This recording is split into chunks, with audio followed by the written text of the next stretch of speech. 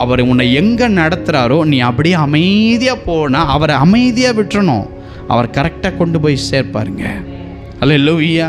நாங்கள் நேற்றைக்கு கூட ஆயத்த கூட்டத்தில் பார்த்தோம். தன்னை யோபுவை தேவன் வழி நடத்துவதற்கு யோபு, ஆண்டவரே நீ சகலத்தையும் செய்ய வல்லவர், நீ செய்ய நினைத்ததும் தடைப்படாது, இன்னொன்று நீங்கள் செய்வதற்கு நானும் தடையாக இருக்க மாட்டேன் விட்டார். ஆனால் அபிஷேகம் பெற்ற எலிப்பாஸ் அப்படி இல்லை. அபிஷேகம் பெற்ற அவருடைய 2 சிநேகிதர் அப்படி இல்லை. ஆனால் யோபு, நான் தேவன் என்னை நடத்துவதற்கு நான் தடையாக இருக்க மாட்டேன், அவர் வாட்டவர் என் வாழ்க்கையில் செய்ய விரும்புகிறோ அவர் எங்கெல்லாம் கொண்டு போகிறவரை நான் போவேன். ஏன் தெரியுமா? தகப்பனுடைய கரம் உன் உள்ளங்கையை பராமரிக்கிறதை இன்னைக்கு அநேகர் பேருக்கு தெரியல.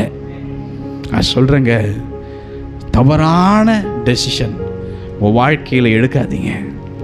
அது உங்களை எங்கே கொண்டு போகும் என்றால், கர்த்தரை விட்டு கொஞ்சம் தூரம் கொண்டு போவாது.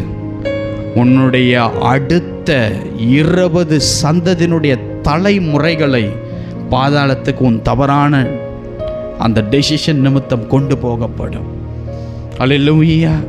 நான் உங்களை சொல்கிறேன், உங்களை நேசிக்கிற தகப்பனுக்கு தெரியும் உன் வாழ்க்கையில் எதை எதை எப்பொழுது செய்ய வேண்டும் என்று. உன்னை நடத்துகிறார் ஒரு தகப்பன். அவர் கரத்தை நான் பார்த்ததினால்